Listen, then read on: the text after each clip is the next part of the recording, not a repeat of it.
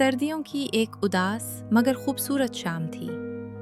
आसमान हल्के सुरमई रंग में ढला हुआ था। गांव की पथरीली सड़क पर एक औरत अकेली चल रही थी। उसके कदमों में जल्दी नहीं थी और ना ही वो किसी का इंतजार कर रही थी। कभी यही रास्ता आवाजों और मुस्कुराहटों से भरा हुआ था। आज सिर्फ बर्फ थी और यादें। वो एक लम्हे को रुकी। सामने एक पुराना चिरागदान था जो सालों से बुझा हुआ था। उसने अपने कोट की जेब से एक छोटा सा चिराग निकाला,